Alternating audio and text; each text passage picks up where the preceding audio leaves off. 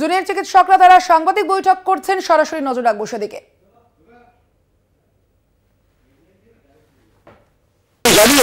মুখ্য সচিবকে 2বার ইমেল করেছিলাম। সেই ইমেল দুটিতে আমরা মুখ্য সচিবকে উক্ত বিষয়গুলি নিয়ে জুনিয়র ডাক্তারদের যথাযথ প্রতিনিধিত্ব সহ স্টেট টাস্ক ফোর্সের মিটিং আহ্বান করার অনুরোধ জানিয়েছিলাম।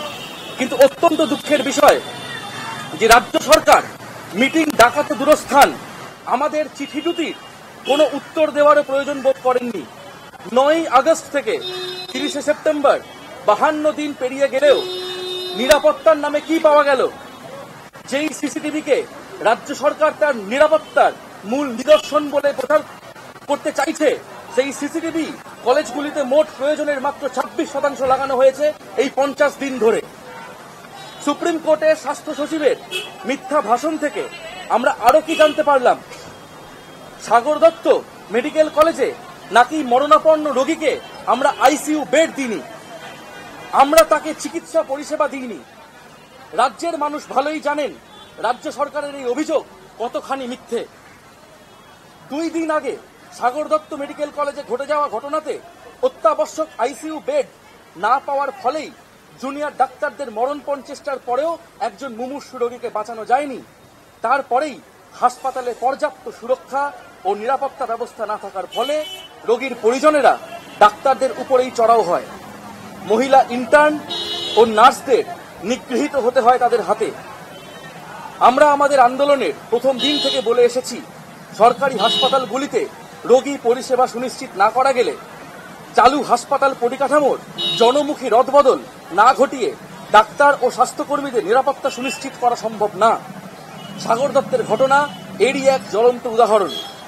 আমাদের দাবি মেনে তৎপরতার সঙ্গে রাজ্যের প্রত্যেকটি হাসপাতালে যদি বেড ভ্যাকেন্সি মনিটর চালু করা যেত, যদি সেন্ট্রাল রেফারেল সিস্টেম গড়ে তোলা যেত, তাহলে হয়তো এই মৃত্যু এড়ানো যেত। এমন বহু রোগীর মৃত্যু হয়তো এড়ানো যাবে ভবিষ্যতে। প্রত্যেক রোগীর পরিবার জানতে পারবেন কোন হাসপাতালে কোন বিভাগে কয়টি বেড খালি আছে। প্রত্যেকটি হাসপাতালের ডাক্তাররাও বুঝতে পারবেন কোথায় রেফার করলে রোগীর যথাযথ চিকিৎসা সুনিশ্চিত করা যাবে। যদি প্রত্যেকটি হাসপাতালে সরকারি গড়িমসি না করে যথাযথ সুরক্ষার ব্যবস্থা করত রাজ্য সরকার, তাহলে এড়ানো যেত রোগীর মৃত্যুর পরে নক্কারজনক নিগ্রহের ঘটনাটিকেও।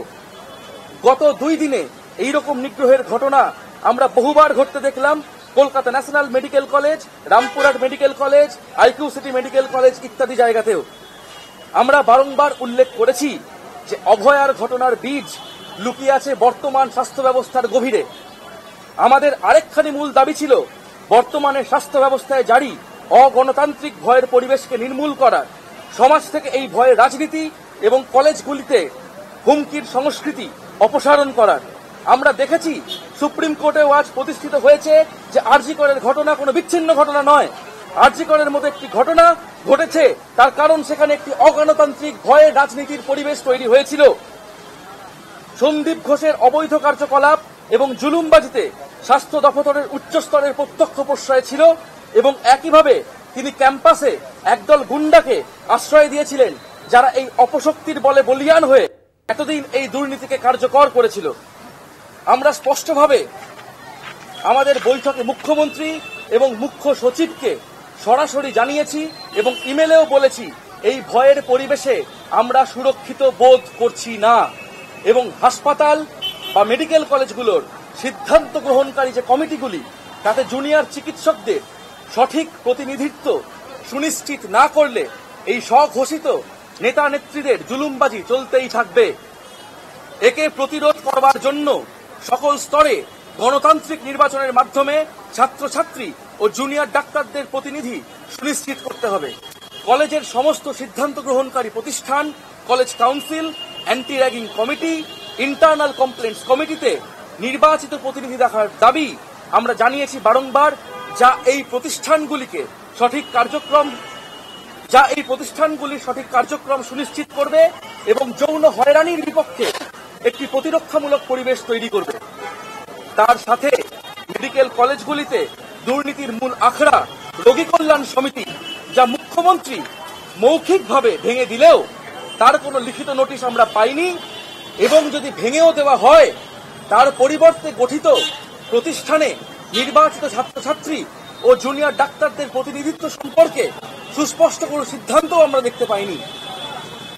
মুখ্য সচিব তার 19 তারিখের সরকারি নির্দেশনার ইমেলটিতে স্বাস্থ্য সচিবকে দায়িত্ব দিয়েছিলেন আমাদের সুরক্ষা ও রোগী পরিষেবা নিয়ে পরিকাঠামোগত রদবদলের যাবতীয় সিদ্ধান্তগুলিকে কার্যকর করার, কিন্তু তার 12 দিন পেরিয়ে গেলেও দৃশ্যমান কোনো পরিবর্তন আমরা দেখতে পাইনি। এমনকি সাগর দত্তের ঘটনা সম্পর্কে তিনি সুপ্রিম কোর্টে দাঁড়িয়েও মিথ্যাচার করে গেছেন, সমস্ত ঘটনার দায়ভার চাপিয়েছেন জুনিয়র ডাক্তারদের উপরে। এর আগেই আমরা স্বাস্থ্যক্ষেত্রে পাহাড় প্রমাণ দুর্নীতি ও ভয়ে রাজনীতির দায় নিয়ে নারায়ণ সড়ক নিগমের অপসারণের দাবি তুলেছিলাম। আমরা এও মনে করি স্বাস্থ্য দপ্তরের অপদার্থতা বা সক্রিয় মদত ছাড়া এই প্রবল দুর্নীতি অসম্ভব। আমরা স্পষ্ট দাবি জানাচ্ছি, প্রশাসনিক অক্ষমতা ও দুর্নীতির দায় স্বাস্থ্য মন্ত্রককে নিতে হবে এবং এই সমস্ত দায়ে স্বাস্থ্য সচিবকে অবিলম্বে অপসারণ করতে হবে। গত 19/9 তারিখে আমরা আমাদের পূর্ণ কর্মবিরতি প্রত্যাহার করে অত্যাবশ্যক পরিষেবাগুলিতে কাজে ফিরেছিলাম। বিভাগ ভিত্তিকভাবে আমরা আউটডোর ও ইনডোর পরিষেবা শুরু করেছিলাম বহু জায়গায়। রাজ্য সরকারের সাথে 2 দফা meeting, CP, DME, DHS, DC নর্থকে তাদের পদ থেকে সরানো, সুরক্ষা ও রোগী পরিষেবা প্রশ্নে কিছু লিখিত ডাইরেক্টিভের ভিত্তিতে আমরা কাজে ফেরার সদিচ্ছা দেখিয়েছিলাম, রোগীদের জন্য সদিচ্ছা দেখিয়েছিলাম। অথচ তারপরে 10 দিন কেটে গেলেও বাস্তবত সরকারের লিখিত ডাইরেক্টিভের কিছুই আমরা কোথাও লাগু হতে দেখছি না। সিসিটিভি, পুলিশ নিয়োগ ইত্যাদি আমাদের সুরক্ষার প্রাথমিক ধাপগুলিই হোক, কিংবা রোগী পরিষেবা উন্নত করার জন্য কেন্দ্রীয় referral system, bed vacancy monitor, স্বাস্থ্যকর্মী নিয়োগ, কোথাওই প্রায় কোন রকম অগ্রগতি আমরা দেখতে পাচ্ছি না। আমরা সরকারকে মনে করিয়ে দিতে চাই, শুধুমাত্র কাগজে প্রতিশ্রুতির জন্য আমরা আন্দোলন করিনি, আন্দোলন করছি না। আমরা আন্দোলন করছি রাজ্যের স্বাস্থ্য ব্যবস্থার এক যথাযথ জনমুখী বদলের জন্য, যাতে রোগীরাও পরিষেবা পান আর ডাক্তার স্বাস্থ্যকর্মীদের জন্য এক ভয়মুক্ত সুরক্ষিত কর্মস্থল সুনিশ্চিত হয়। অথচ বাস্তবে তার অগ্রগতির জন্য সরকারের কোনো সদিচ্ছা আমরা দেখতে পাচ্ছি না।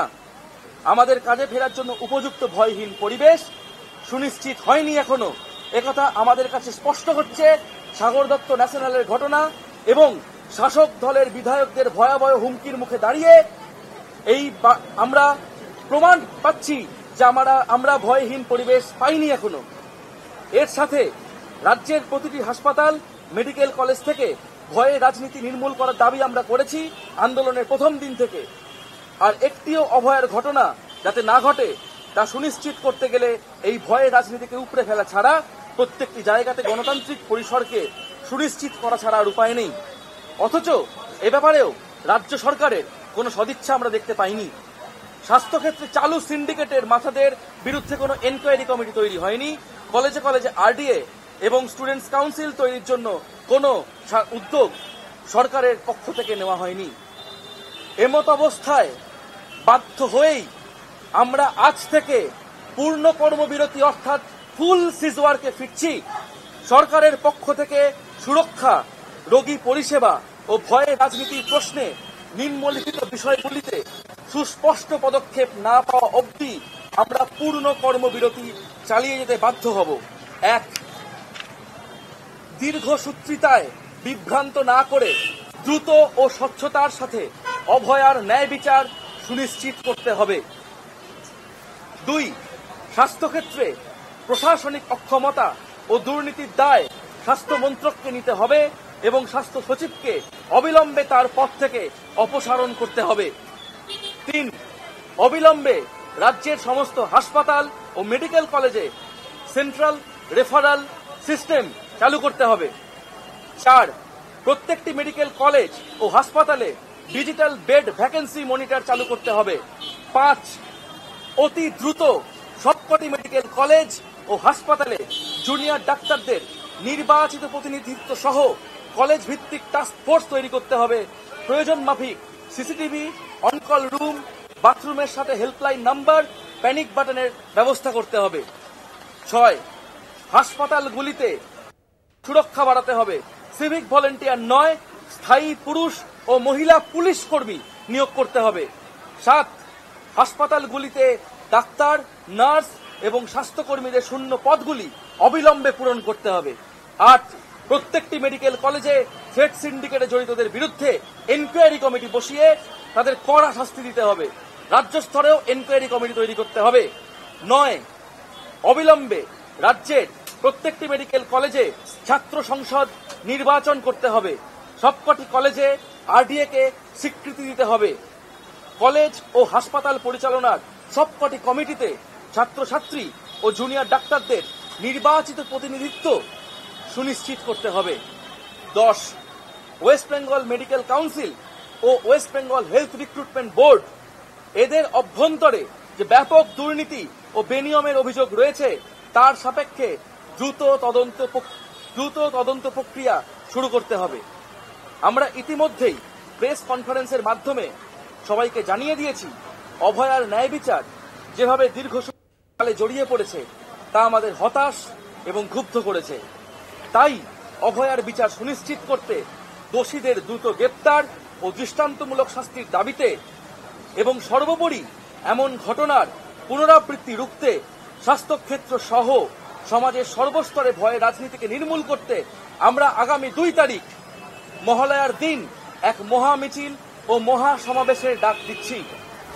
ইতিমধ্যেই সিনিয়র ডাক্তার, নার্সদের বিভিন্ন সংগঠন, প্রাইভেট হাসপাতালের চিকিৎসক, আইটি কর্মীদের সংগঠন, সিনেমা জগতের মানুষদের বিভিন্ন সংগঠন, বিভিন্ন প্রান্তিক মানুষদের সংগঠন এবং অন্যান্য সামাজিক সংগঠন আমাদের কর্মসূচিকে সফল করার আহ্বানও জানিয়েছেন।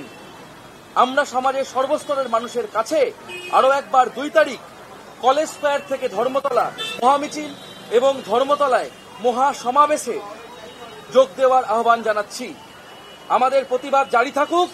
অভয়ার ন্যায় বিচারের দাবিতে এক সুস্থ, জনমুখী, ভয়হীন স্বাস্থ্য ব্যবস্থার দাবিতে ও সর্বোপরি সমাজ থেকে ভয়ের রাজনীতিকে নির্মূল করার লক্ষ্যে we want justice, we demand justice. বলছি আরেকটা জিনিস বলার আছে। বিগত কয়েকদিন যাবৎ সোশ্যাল মিডিয়াতে আরজিকর হাসপাতালে ঘটে যাওয়া নারকীয় ধর্ষণ এবং খুনের পরিপ্রেক্ষিতে অভয়ার পোস্টমর্টম রিপোর্ট নিয়ে যে বিভ্রান্তিমূলক পোস্ট ছড়ানো হচ্ছে সেই ব্যাপারে আমরা 2-4 কথা সকলের সামনে রাখতে চাই। 9 আগস্ট আমরা প্রথমে খবর পাই যে চেস্ট ডিপার্টমেন্টে কর্মক্ষেত্রেই একজন সেকেন্ড ইয়ার পিজিটি সুইসাইড করেছেন, কিন্তু বেলা গড়ানোর সঙ্গে সঙ্গে আমরা জানতে পারি কেসটা সুইসাইড নয়, এটি একটি ধর্ষণ এবং খুনের ঘটনা। সেই সূত্র ধরেই আমাদের মনে সন্দেহ জন্মায়। সেই অবিশ্বাস এবং সন্দেহ থেকেই আমরা সমস্ত স্টুডেন্টরা পোস্টমর্টম প্রক্রিয়া যাতে সুষ্ঠুভাবে হয় তার জন্য ম্যাজিস্ট্রেট ইনকোয়েস্টের দাবি রাখি। পোস্টমর্টম প্রক্রিয়া হয় বিভিন্ন সিনিয়র পোস্টমর্টম বিশেষজ্ঞ, ম্যাজিস্ট্রেট এবং বিভিন্ন সিনিয়র পুলিশের তত্ত্বাবধানে। সেই প্রক্রিয়া ভালোভাবে সম্পন্ন করার সম্পূর্ণ দায়িত্ব বর্তায় ওনাদের ওপরেই। বিভ্রান্তিমূলক যে পোস্টটি ছড়ানো হচ্ছে তাতে পোস্টমর্টমে উপস্থিত জুনিয়র ডাক্তারদের স্বাক্ষর রয়েছে, একথা সত্য, কিন্তু কোনোভাবেই পোস্টমর্টমের স্বচ্ছতার দায় জুনিয়র ডাক্তারদের উপর বর্তায় না।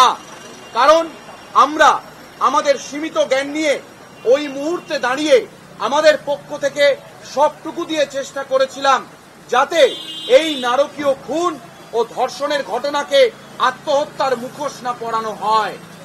বিভিন্ন উচ্চপদস্থ আধিকারিকরা যেভাবে ঘটনাটাকে চাপা দিতে চাইছিলেন তার আমরা তীব্র প্রতিবাদ জানাই এবং পোস্টমর্টম প্রক্রিয়া যাতে সঠিক নিয়ম মেনে হয় সেই দাবিতে অনড় থাকি। সেই স্বচ্ছতার দাবি থেকেই আমরা পোস্টমর্টম রিপোর্ট কলকাতা পুলিশের কাছ থেকে দেখতে চাওয়ার দাবি বারংবার রেখেছিলাম, যা আমাদেরকে পরবর্তীকালে পুলিশের পক্ষ থেকে দেখানোও হয়নি। এমনকি মহামান্য সুপ্রিম কোর্টও পোস্টমর্টম প্রক্রিয়ার ভুল ভ্রান্তি নিয়ে অসন্তোষ প্রকাশ করেছেন। সোশ্যাল মিডিয়াতে এই যে নানান বিভ্রান্তিমূলক পোস্ট ছড়ানো হচ্ছে তার তীব্র প্রতিবাদ জানাচ্ছি। এছাড়া জুনিয়র ডাক্তারদের অভয়ার ন্যায় বিচারের আন্দোলনকে যেভাবে বিভিন্ন ক্ষেত্রে বিভিন্ন মানুষজন বিভিন্নভাবে কলুষিত করার প্রয়াস করছেন, সেই প্রয়াসকে জুনিয়র ডাক্তাররা WBJDF-রা তীব্র ধিক্কার জানাচ্ছে। ইংরেজিটা বলছি। On behalf of West Bengal Junior Doctors Front, I, Dr. Saptadipa Chakraborty, is reading today's press release. We understand that many questions are on everyone's mind today. We too had many questions as we looked toward the Supreme Court. We wanted to know what the CBI and the Supreme Court had to say regarding the murder and rape of Abhaya. However, we realized just how slow the CBI's investigation is. We have seen many times before that the CBI has been unable to reach any conclusions, allowing the real culprits of such incidents to go free due to delays in filing charges. The Supreme Court, which had taken the initiative to expedite the trial of this heinous incident, has instead only postponed hearings and reduced the actual length of the proceedings. We are disappointed and angered. আপনারা শুনলেন junior চিকিৎসকরা তারা কিন্তু তাদের যে দাবির কথা সেই দাবির কথা তুলে ধরলেন এবং তারা সেই দাবিতেই অনড় থেকে আজ থেকে আবারও কর্মবিরতি শুরু করলেন।